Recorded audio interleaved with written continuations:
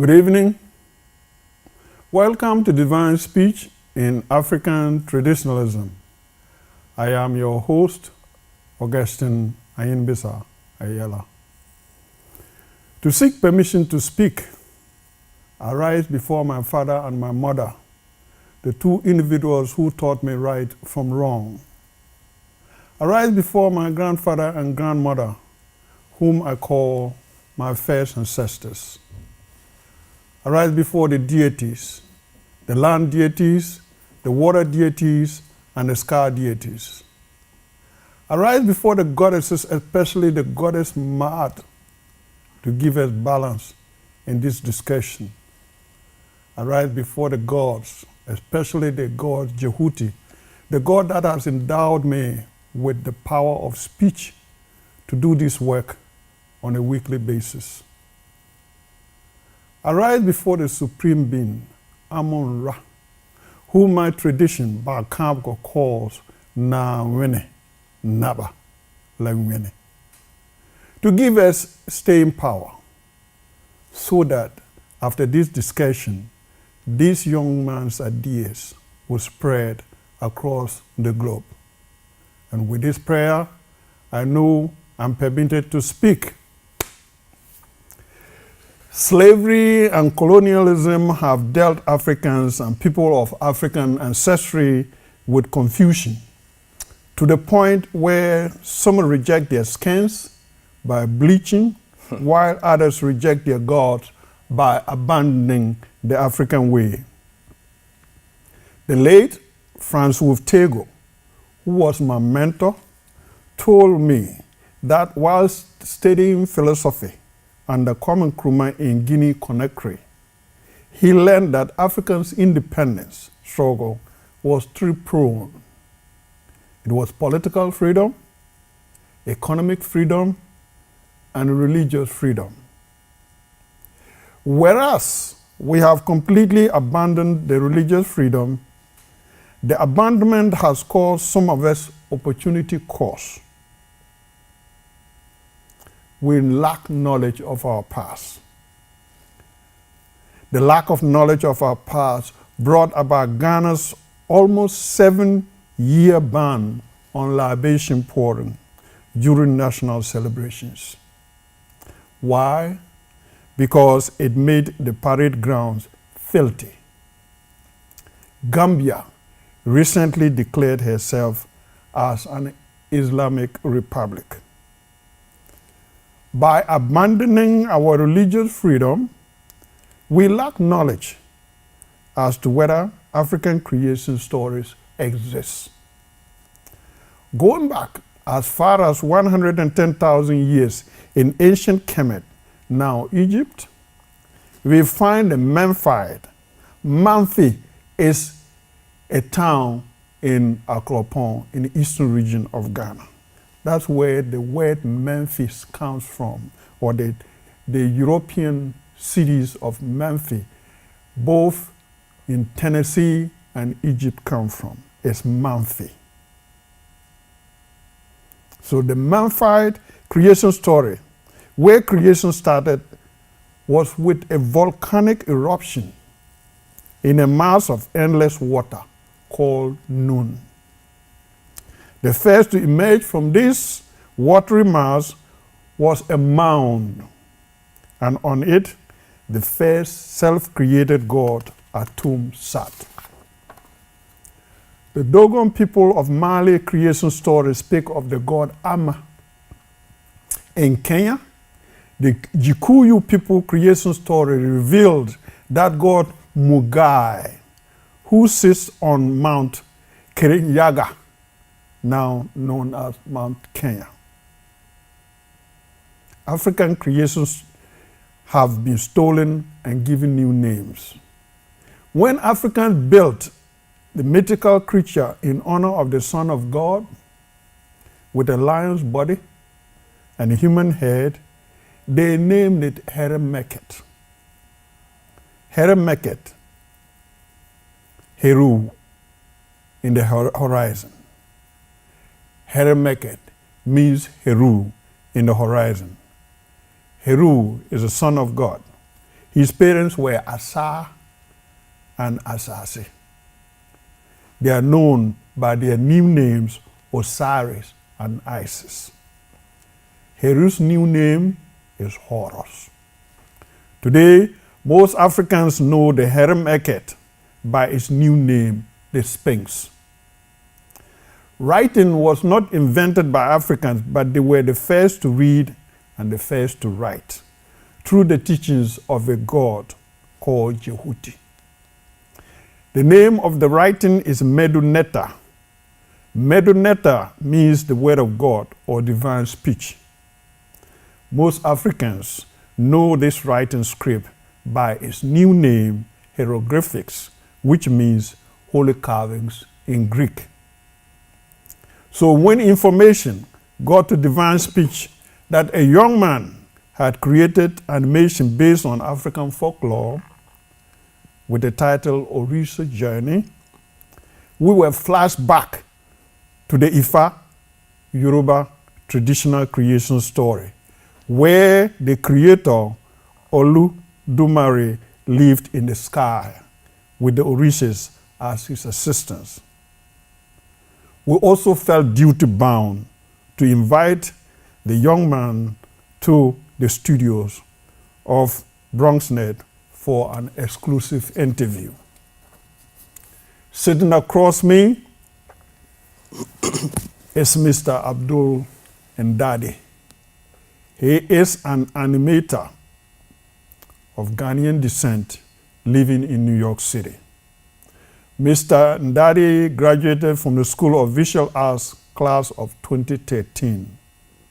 He made Orisha's journey to show the beauty and wonder of African folklore, which deals primarily with our spiritual connection to nature as well as to each other. He also wanted to go against the common stereotypes that people of African descent across the globe see in their daily lives.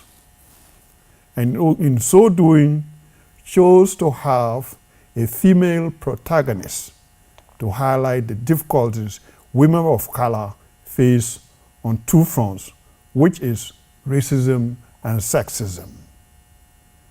Mr. Ndadi said as a filmmaker or artist, he feels that it is his responsibility to give a voice to the voiceless and to create new perspectives for a society blinded by material substances and disconnected from each other.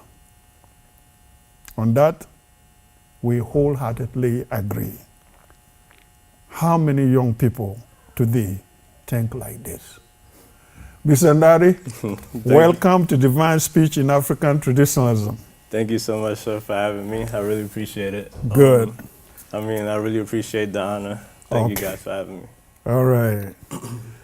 You have used some powerful words like Orisha, Sankofa, Pan-Africanism, and a host of words to describe the African way. How did you come about this wisdom? I say this not to demean you, but to commend you. Why? Because it is,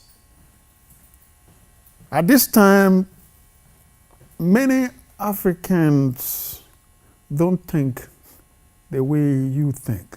How did you come to this?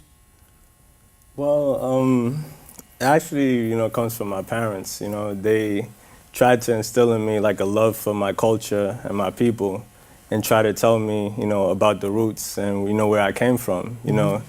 A lot of the problem that comes is when you don't know your roots and you don't know your culture, you know, you're kind of like a leaf blown in the wind, where people could just blow you around anywhere they want, you know. So once you're grounded in your roots and know who you are and where you came from, then you can move forward to, you know, be a productive person in society. So that's really where it comes from. It's mostly my parents, you know, just trying to instill that love for my culture and my people in me. The upbringing, that's what it is. Yeah.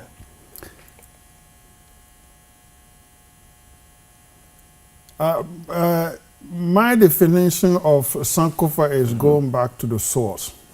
Africa can go back to the source as far back to 110,000 years.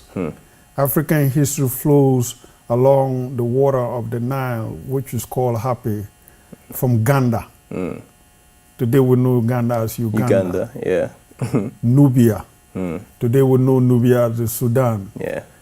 Kush. Today we know Kush as Ethiopia. And Kemet. Today we know Kemet as Egypt, right? So, my people, the Gucci people, it is not this is the obelisk, but the pyramid. Call the pyramid Meh. And Meh means to build. And the Gucci's are, you know, between Ghana and Burkina Faso. What is Sankofa? And how do you understand the African way? Well, the way I see Sankofa is basically, you know, the old saying, you know, you don't know where you're going unless you know where you came from. Right. And, you know, Sankofa, like you were saying, is the source, you know, the source of, you know, where everything came from. And, you know, if you look at the past and you learn from the traditions of the past, you can actually learn from the mistakes of the past and their knowledge and that wisdom, and use that to apply to your daily life. So you're able to, you know, again, you know, move progressively, you know, as a, you know, human being, you know, in today's society. So that's where I believe, like, the whole Sankofa is, you know, is about, what its meaning is. Right. Okay, going back to the source. Know your past. Yeah. Know your history. Right. So what brought about you writing this story, Orisha journey? Well, you know, I look at, you know, just the way society is today, you know, a lot of the time, you know, especially people of color and people of African descent, you know, we feel like oppressed and we don't feel represented. You know, you have, you know, black on black crime, you have, you know, police, you know, brutality, and, you know, across the globe, everyone throughout Africa and the diaspora, you know, there's this like net of oppression that's over us. So, you know, a lot of it also, you know, messes with your mind with this mental slavery of like teaching people that they're not good enough, they're not pretty, they're not beautiful enough. Like you mentioned earlier, you know, people bleaching their skin, or, you know, just a whole host of things. You know, even in, you know, Hollywood, when, you know, people of color are not represented as who they truly are. Right. So I wanted to kind of go against the grain and show like that we are beautiful people and that, you know, we have culture. So, you know, I said the way to do this is to teach the kids. So I wanted to make a children's film that was like based on African folklore and, you know, showing how beautiful, you know, the history of that is. You know, how, you know, in African folklore and African thought throughout, you know, the whole continent, it's about, you know, nature and, you know, our connection to it and our connection to each other. You know, the rocks, the trees, the wind, you know, all of it is like alive, you know? So, you know, in that type of thinking, you become aware of the world around you and you start to respect it, you know, as you should respect each other. And I just wanted to show, like, for the children that, you know, don't get to see, you know, African culture, to show, like, you know, there's certain things that you can learn from, you know, from the traditions of the past. So that's why, you know, I created the film to, you know, just show the children that, you know, there's some really interesting and, you know, amazing things about Africa, you know, and that's really, what motivated me to make that film. So. Oh, great. Now, we're going to be rolling that Orisha journey. So, you know, some of us are not so savvy. We are not animators. So you explain, after we roll that, you explain to us what exactly was happening, you know, from start to finish. Okay, awesome. All right. In the realm of the spirits, there's an ancient land where the trees have not yet forgotten how to walk. I'm too big for that kid stuff, Grandpa.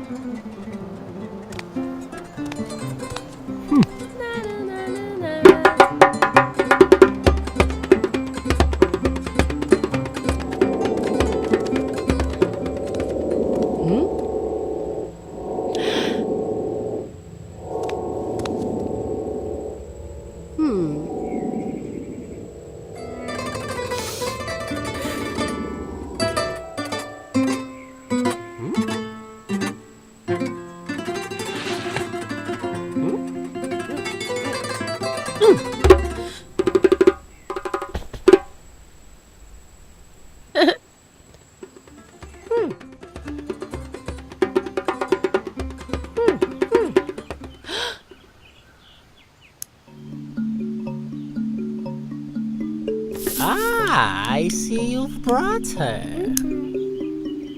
Hello?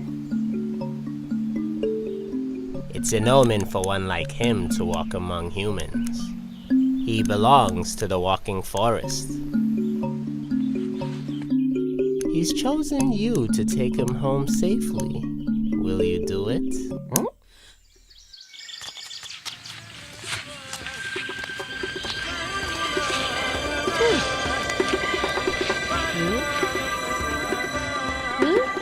Hey, wait for me!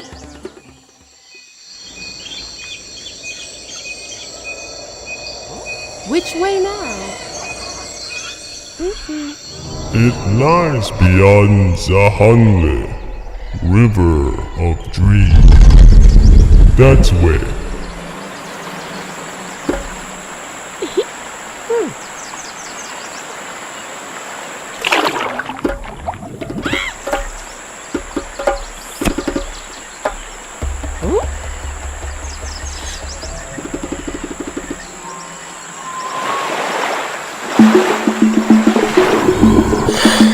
None shall cross without the toll.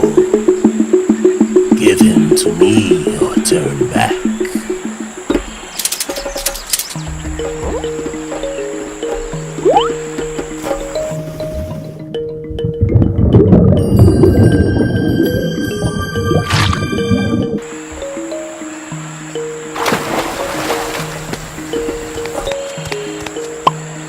I'll pay next time.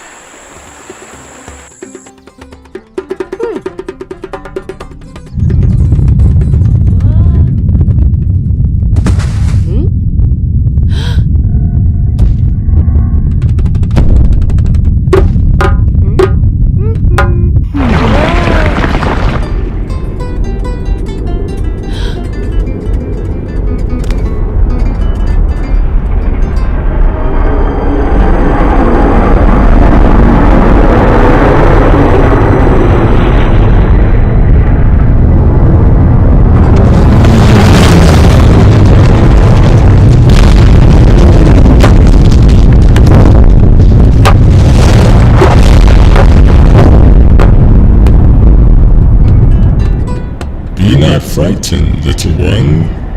We owe you our thanks.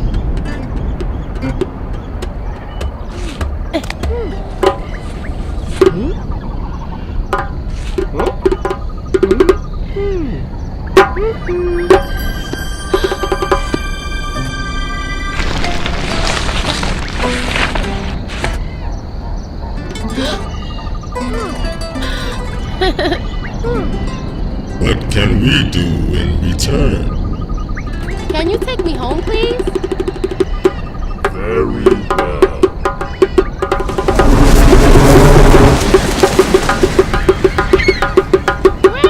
Grandpa, I have a story for you. And That's how I made it home.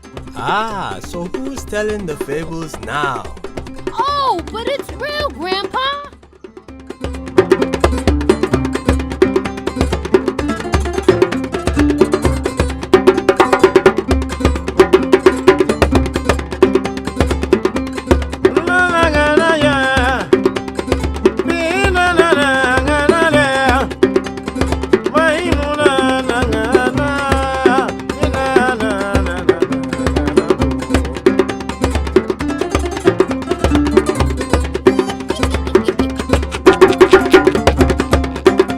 Okay, we just saw Orisha Rising or Journey, Yeah. right?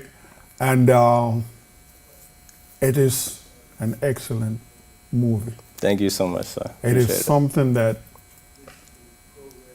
young people should watch, Thank you. especially those who need to know about Africa.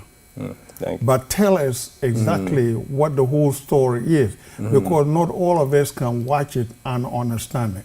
Yeah. As far as Orisha's journey, when I made the film, you know, like I was saying, you know, I wanted to base it on African folklore, but I didn't want to just, you know, put it onto just one specific people. I wanted to, you know, go for like a Pan-African idea where I would break down, you know, all the African traditions to its basic, the basic gist of it, because not one nation of Africa has been afflicted, but the whole continent. So I wanted, no matter what part of Africa you're from, you feel connected to the story. Right. So when I was building the story and the mythos, you know, the main, you know, point of African thought is about, you know, nature and our connection to nature and each other. So when I made the story, you know, I basically, you know, had a main character, you know, her name's Orisha. Okay. And, you know, Orisha in Yoruba basically means, you know, nature spirit. So basically, you know, she's like learning, you know, what she's hearing a story from her grandfather who's trying to pass on the tradition. Right. And she rejects it because she doesn't see the value in the culture or the tradition or the history. So when she goes on her journey on her own, Right. you know, she ends up in nature and she actually ends up into the spirit world where she actually sees, you know, the life and, you know, the trees and the, you know, all the nature around her, and she becomes, you know, she comes to respect, you know, the same thing that the grandfather was trying to offer her. And, you know, the thing is, you know, the whole thing is basically about a spiritual journey, and a spiritual journey is a personal journey. Right. So, you know, what the father or your ancestors tell you, they can tell you about it, but it's up to you to actually go out and seek what it is, you know, your inner reserves of your true being, Right. you know, and connect yourself with the world and everything around you. And that's basically what the film's about. Orisha. Orisha. Now, Orisha, there is also an antagonist in Orisha. Yeah. Well, Who, yeah. who is that? The flower? Oh, the flower spirit. Right. Okay, yeah. Actually, when I was, you know, making the story, I don't know if you heard of Joseph Campbell. Yes. Yeah, you know, he built something, you know, he studied, you know, myths and lore from around the world, and, you know, he constructed something called the hero's journey. Which, and, you know, that's what I, you know, based, you know, my story on.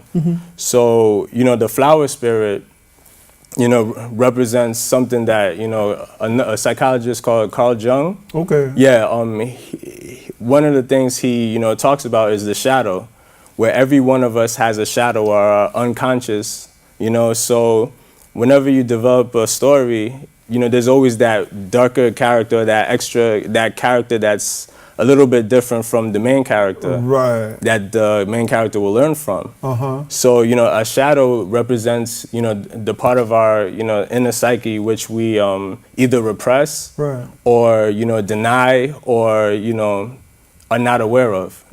So the flower represents, you know, the tradition, the stuff that she was initially rejecting, you know, the tradition, the culture, her spirituality. Right. That's what the flower represented. So when she goes on a journey with the flower, she ends up, you know, respecting it and, you know, and being caring towards it, and towards the end saves it, you know, which is what, you know, she threw away earlier in the film. Right. But then when she comes to respect it and feel a connection to it, she actually becomes one with it and becomes one with the inner, you know, reserves of her being.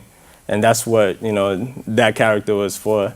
But tell us about the mountains, Okay. the water, the other creatures that, you know, some of them are in the form of a human form, but they have other, you know, bodily parts that, you know, you can't tell exactly what's, right. When I was constructing it, you know, I had to basically build a mythology based on all these different folklores.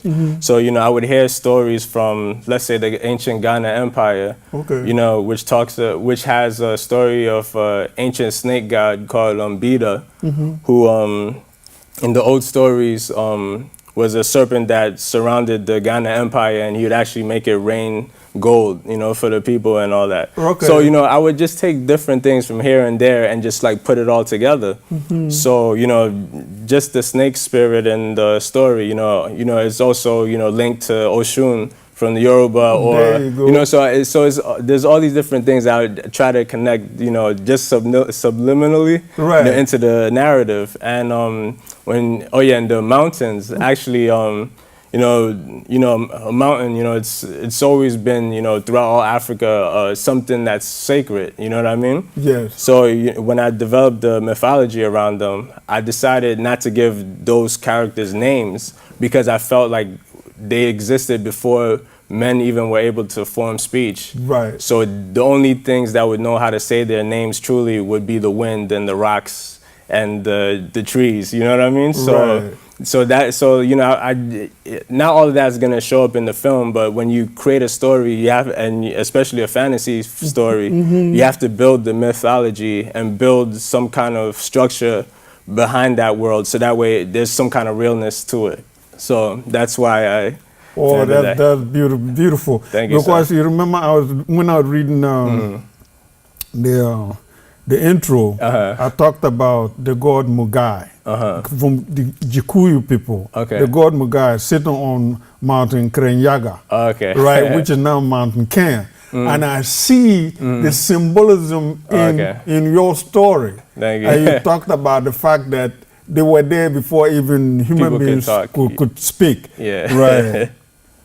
Now, the screening of the 2015 Cannes Short Film Corner and the Hiroshima International Animation Festival in Japan speaks volumes of your work. Thank you, sir. Were you there physically? Did you go to these places? Well, I was able to attend the Cannes Short Film Corner thanks to my school that actually, you know, sponsored me to go out to France. Right. Now, the Cannes Film Festival is the biggest, you know, film festival in the world. So it was like a huge opportunity to network, and, you know, I definitely took advantage. I was there for 2 weeks, you know, meeting, you know, my favorite filmmakers. You know, I met Guillermo del Toro. Wow. You know, I met, and yeah, we were actually talking about folklore, African folklore and all that too, you know, so it was pretty awesome. I met Natalie Portman, the Coen brothers. You know, it was a great opportunity just to network and see, like, you know, my dream is to, you know, make films, and, you know, these guys are out there, you know, doing the best in the world doing it. And, you know, just to be around that was just awesome, you know, and really inspiring. And actually, the Hiroshima was actually where my film premiered. I would have loved to go to Japan. You know, I've been wanting to go to Japan since I was a kid. And the thing with that is, in Japan, they have a very strong, you know, belief in, you know, in nature and, you know, and humans' connection with nature. So the lady that runs the Hiroshima International Film Festival, she's actually the vice president of ASIFA, which is basically the main branch of animation across the globe. So she's the vice president of, you know, the whole, you know, organization. And, you know, and she wrote me back and told me how she felt connected to it, you know. And this is in Japan, you know, so it's, and that's really what I wanted to do, you know, to basically bridge those gaps, you know, but you know that, Yeah, you know, between the cultures. exactly, Right. because there's common ground, because at the end of the day, we're all human beings, you know, and you know, I don't know, it's just awesome, and you know, it's been playing in festivals, it's still playing in festivals, and you know, I got it online, and you know, people are showing, you know, positive Right, reactions. I'm So, you coming know, to I'm that thankful. because I noticed that it received over 18,000 views. That is very encouraging, and that is maybe about 5 days ago. Maybe probably gotten to 19,000 now. Thank you, sir. Do you have a way of interacting with your viewers? Oh, If they make comments? oh yeah, sure. Okay. Like usually if someone hits me up on, you know, Vimeo or YouTube, or if they hit me on Tumblr or Google me, you know, they can just, you know, get in touch with me, and you know, I'm not hard to find. You know, I definitely try to keep in touch with anyone that wants to get in touch with me. You know, because I mean, art is about connecting with people. Yep, So there you go. that's You what know, I'm here to do. Talking about France, our director, Alan Carlton, just came back from France. Oh, awesome. Not long ago. He went there to shoot too. Oh, awesome. Right, right. Bonjour. Yeah. What are you working on now? Oh, well, right now, I'm working on a few things. Like first, I got, you know, hired to work on a documentary film. So they wanted me to do the animated sections of the documentary. So it follows this this man who was homeless for about 15 years, and through, you know, art, and which was carving, you know, carving wood, and you know, his faith in God, you know, he was able to turn his life around, and you know, and I mean, he has like a really bad, like horrible past, and like for him to turn it around and, you know, go from homelessness to have a house and be recognized by the president and like all this stuff, you know, it's a really amazing story, and you know, I can't wait for us to finish production on that, so you know, we can share that with the world. And for a personal project, right now I'm working on a graphic novel, which is like a comic book, but in a novel or like a book form. So, you know, it's a lot of writing and stuff. But, you know, right now that's like an early development. But, you know, I'm basically building the world and the characters and all those other things. But it's going to be based on myth and folklore from all over the world, you know, and you know, and a lot of the themes that, you know, I'm talking about now, you know, I want to touch on some of those and go more in depth into those stories. So, you know, hopefully, you know, I'll be able to share with all that with you guys, you know, pretty soon. Yeah. You talked about Pan-Africanism, Sankofa, Pan-Africanism, and I'm wondering, what do you say when an African nation declares itself as an Islamic or Christian nation? Is that an invitation to recolonization? Because these things came with the gun. The Africa, slavery was imposed on us because somebody had power of the gun. If they didn't have the power of the gun, they had knowledge. So they could take your brain out of your head and replace it with nothing, right? Tell us something about Orisha and why you chose this narrative. Okay, let me see. That's a very interesting question. Well, first, I'd like to say that, you know, I feel like Africa, you know, maybe not as overtly, but is still under colonialism, you know what I mean? Because, you know, if you look at the policies of the West and how they've, you know, basically constrained, you know, African nations socially, economically, and politically, you know, they still end up being dependent on the West, you know what I mean? And these rules were like, you know, put in place beforehand, you know what I mean? And that's what's really what keeps, the African nations down. So like, as far as that, I feel like, they are still under that kind of, and even if not physically, mentally, And as far as like, the dangers, which is your main point, the dangers of, governments, imposing religious views or ideologies on its people, I'd say that's pretty dangerous. And that's coming from a person that's a Christian with a Islamic name. Right. One of the few things that the American forefathers got right was the separation of church and state. There you go. Because it becomes a very slippery slope very quickly. One day, what if the government says, oh, you know what, everyone has to be atheists, and if you decide to, worship anyway or whatever, you're going to be persecuted by the law, or no, now everyone has to pray to the east or whatever it is. That's not the function of government. Government has two main functions, really: to protect its people and provide law and order and those laws have to be agreed upon by all its people. Right. Now, if you're just imposing one set of beliefs on other people, then it just, becomes problematic. And spirituality is something that I at least believe is a deeply personal, journey that the person, takes. Right. Even if you look at the Bible, let's say Jesus, he didn't even impose himself on anyone, So, it says, seek and ye shall find. Right. So you got to look into yourself and find whatever it is you find, whatever you believe in or not believe in, you have to go on that journey for yourself.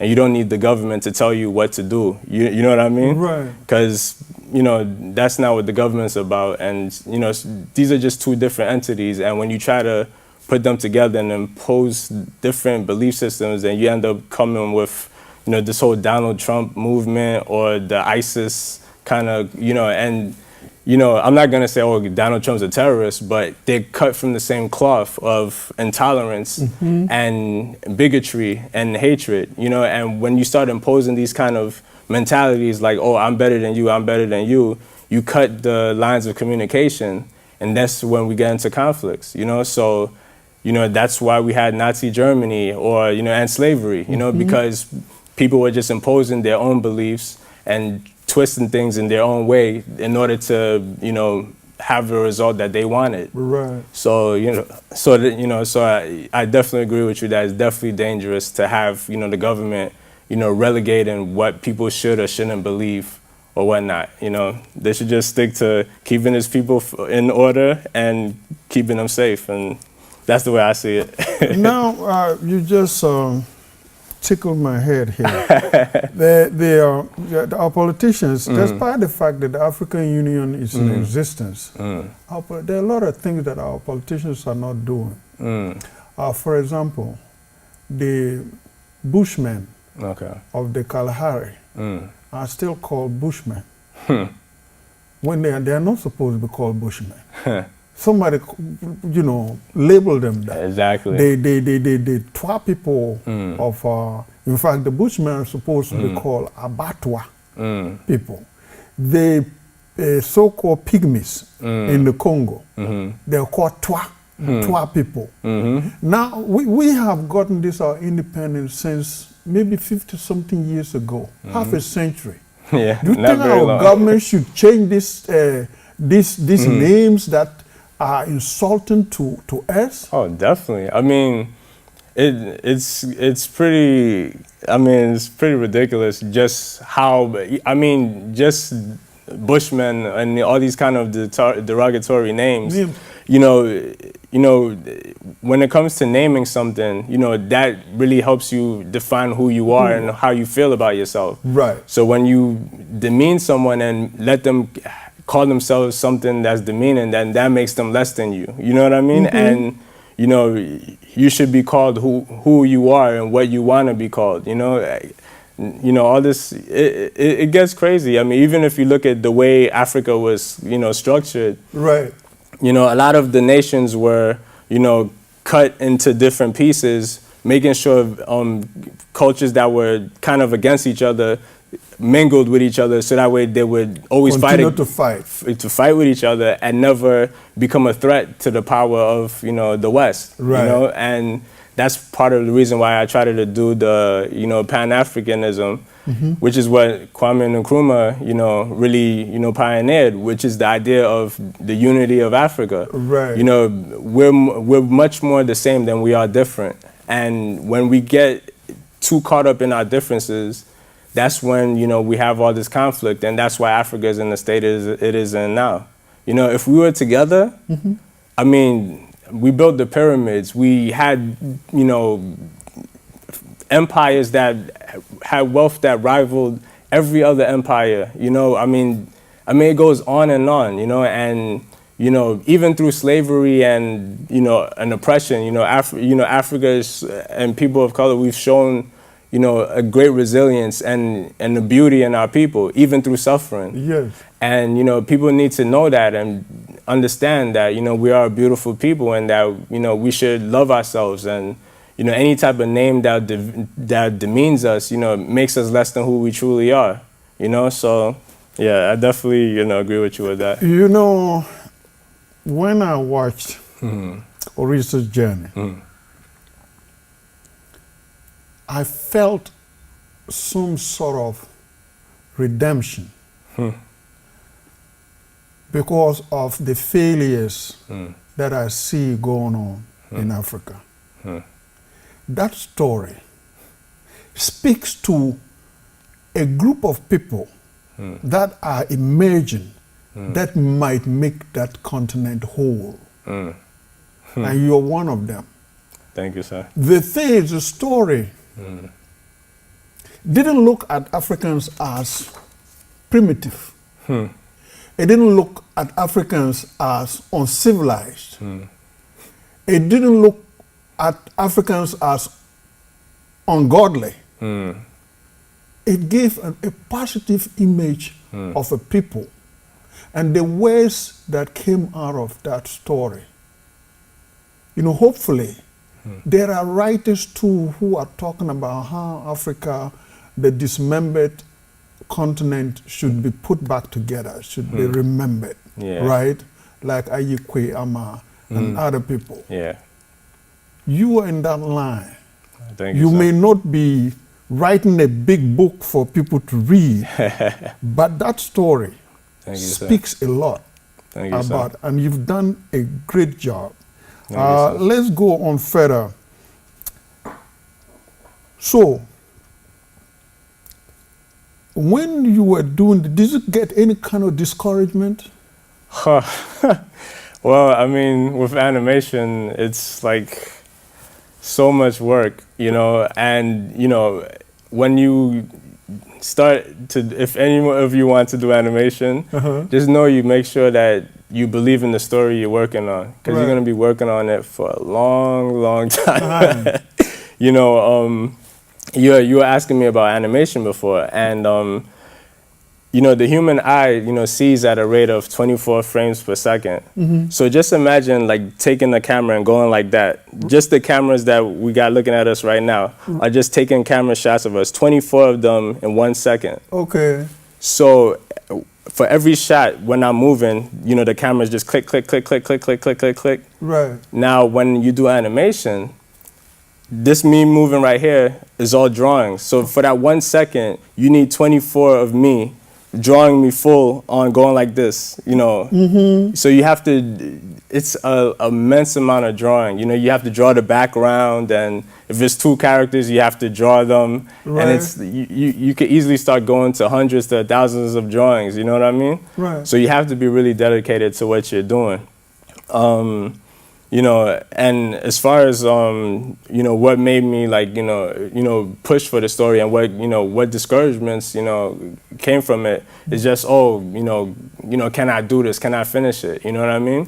And I said, I wanted to tell this story, even if it wasn't perfect. No filmmaker has ever fully perfect. Because you never even know. Yeah, if you don't make it, exactly. You never know whether it's perfect or it's not perfect. You will never know whether it's good exactly. or it's not good. You failed if you don't do it. Right. But if you at least try and just give it your all, you never know. And, you know, I think just the fact that people see that I at least, you know, gave it my all, you know, I think people respect that, and you know, and it's showing that, you know, people are, you know, resonating with the message I was trying to send.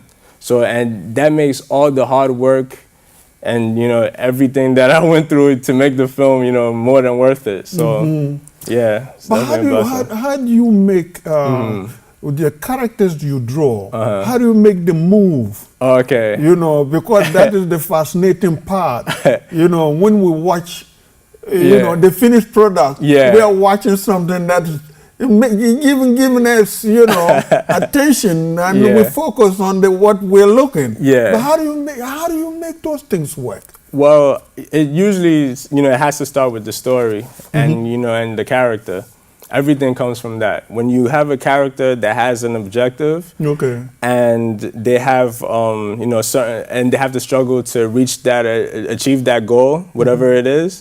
That's where everything comes from. So from there, you design the characters, and after that, you know, you get into, you know, boarding out the shots, and then you get to the animation. Now, with the animation, like I was saying, it's 24 frames per second. So I have to sit there and draw every single frame, you know, so let's say for 1 second is if I wanted to just do this one movement and do it in a smooth movement, I would have to draw myself 24 times, not just my hand moving, but my whole body, my feet, my legs, you know, and just keep doing it consecutively. So it's a lot, but basically with animation, we're trying to make the illusion of real life through our drawings. You know, so like when you have live action, like how we're being shot now, you know, all you have is the actors and they act out whatever it is. For us, we have our actors are in our pencil, are in our hands, and in the lines that we make in our drawings. And you know, you take one drawing, then you take a next drawing, and the next drawing, and you just keep it going until you have yourself a film and a story. So these 3Ds, 2Ds, and all those things, what are they? Can you explain to you know, somebody who's so naive about animation? Oh, well, 2D animation, which is what my film is basically more like the old traditional type of animation, like Bugs Bunny or SpongeBob or Disney, you know, where you take a flat drawing and you're drawing it and you're making the illusion of depth. You know, using certain techniques like perspective or putting one image in front of the other to make it look like one character's in front and something's in the back. You know, with 3D, you're actually building the character in the computer as a 3-dimensional model. So when it turns around, you know, you have the character's back and his front. So to that end, it's kind of easier in some ways. But then, you know, with 2-dimensional, you know, the reason I like that a bit more is because the artists, you know, when they put the lines to the character, it has more life to it. You know, the computer kind of gets in the way of the life of the characters, you know? But, you know, 3D has its advantages too because, you know, you have the 3D model, so you can move the camera around any way you want. You know, if you have a flat image, if I want to turn my character around, I have to draw him like a few times before I get the whole round drawing. But with 3D, you already just have that one image, you know? But one thing that's really cool, and I see Japan is really like at the forefront, is they're making something called 2.5D. 2.5D, which is basically in between 2-dimensional and 3D. So they're taking 3-dimensional characters, which, you know, you can turn around, and making them look like 2-dimensional drawings.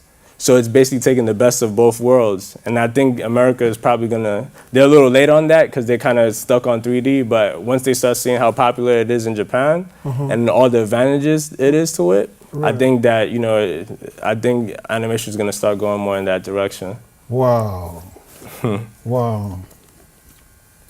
Now let's talk about your work ethic.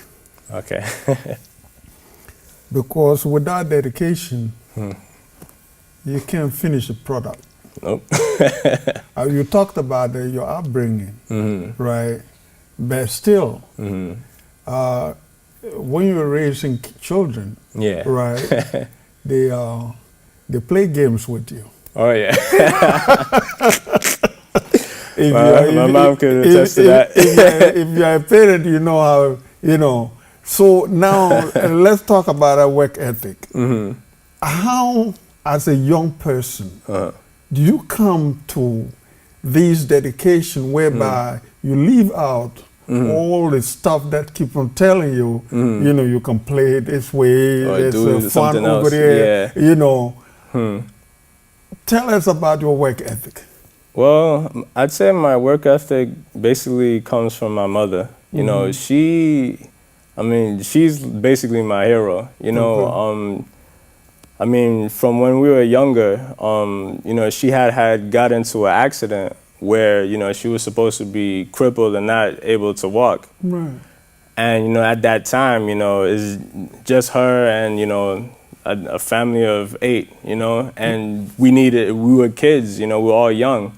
So even though they told her she wasn't going to be able to walk again, she knew that we all needed food and, you know, we needed a roof over our heads. Right. So she worked hard and, you know, made sure not only was she able to, you know, walk again, but, you know, she worked 7 days a week, you know, to make sure that we all have food in our stomach and, you know, a roof over our heads, you know. And when I saw her, you know, in the wheelchair, you know, when I was younger, I mean, it really like affected me. It made me see like, you know what, everything I do, I do it because I want to make sure that she's in a position where she doesn't have to, you know, want for anything, you know. So, you know, when and she even, you know, sacrificed just for me to try to live my dreams, you know. So it's up to me, you know, to do everything I can to help her live her dreams. You know what I mean? And you know, I just say, you know, no matter how hard it is, you know, I just, you know, go hard and give it my all, you know what I mean? Because, you know, I want my mom to have a house and, you know, I want my family to be good, you know what I mean? So it's up to me. If this is my passion, this is my dream, you know, to be a filmmaker, to be a storyteller, and, you know, whatever form it is, whether it's novels or comics or animation or live action, you know.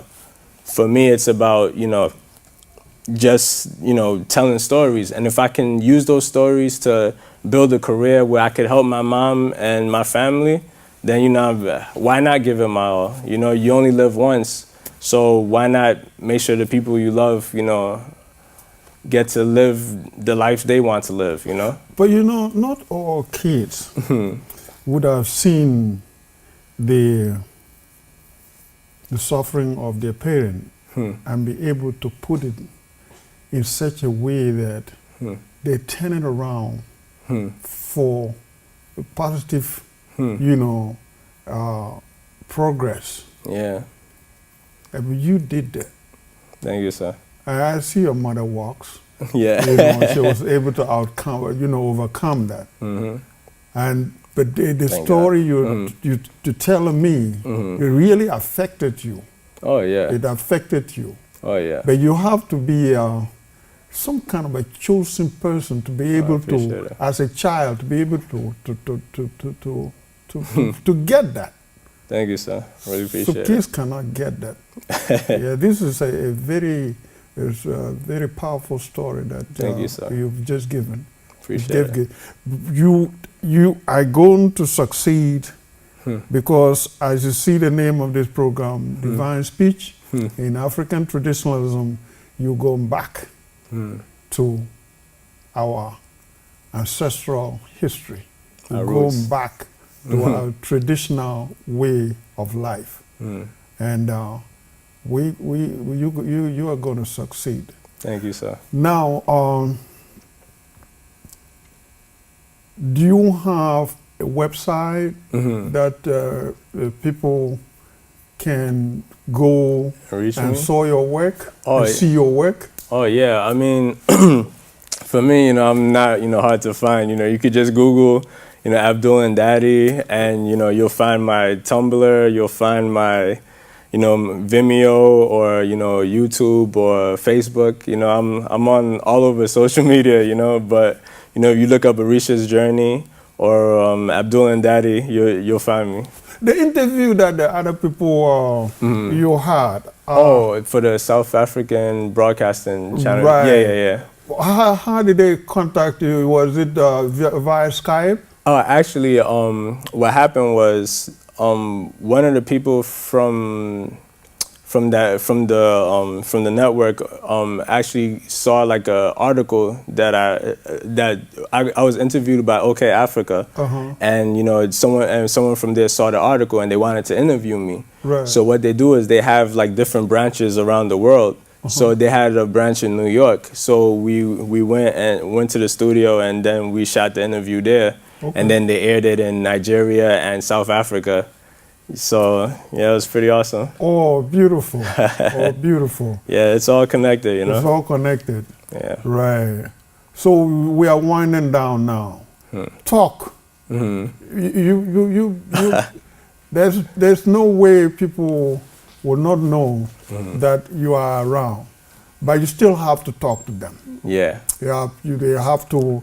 You know, your email address, if you have to give it, your telephone number, if you have to give it, you know, let them hear from you. Yeah. Yeah, you can find me on, mostly the best way to contact me is, you know, usually people will hit me up on Vimeo or on YouTube, you know, just write in the little message box, or, you know, if you want to hit me up on, you know, my Tumblr, which is abdulndadi.tumblr.com, or you can hit me up on Facebook or on the Orisha's Journey official page on Facebook.